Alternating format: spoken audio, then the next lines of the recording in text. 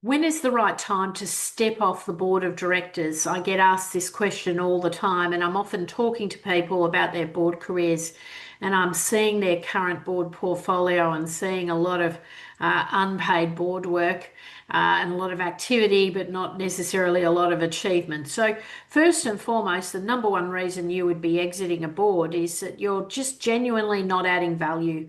The value is not appreciated, or you're not adding value for whatever reason. That value proposition is just not quite right. I'm very quick to get off boards where I'm not adding value and it's not really working well for all the parties. Don't hold on to a position longer than you think you have to, just to clock up some time. The sooner you exit, the better.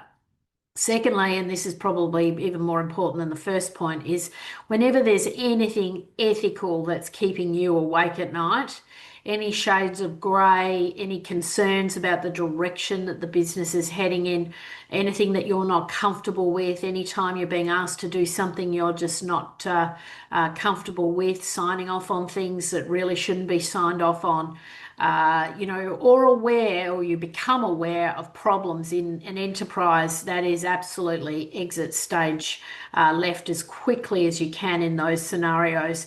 It can come back to bite you, holding on or hoping for the best, or, giving people the benefit of the doubt. In my experience, has really not played out very well. So as soon as you see any kind of hallmark signs of bad behavior, things that you're not comfortable with, things that you wouldn't do yourself, even if it's down to just simple things like how a founder talks to a colleague or how they treat an individual. Things like that can be the triggering point where you start to think, oh, well, this just isn't quite right. This is just not something I'm comfortable with. So anything ethical that is keeping you awake at night, if you're going away and worrying about something or playing something over and over in your mind, absolutely a sign to get off the board. And then the final point is probably a little bit controversial, but I'd be saying get off the board if you're unpaid. So I have, 100% seen a time and a place for volunteerism. And I think there's a lot of organisations that really would not survive without volunteer board members. And I understand that.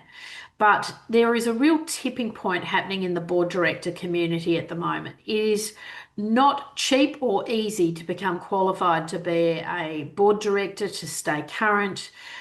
You're literally looking at, tens of thousands, if not 100,000 plus, in fees to keep yourself current as a board director if you really want to operate at the top of the game. You can't afford to do a lot of unpaid work. So if you do unpaid work, be really clear about what you're doing, why you're doing it, how long that time commitment's going to be for.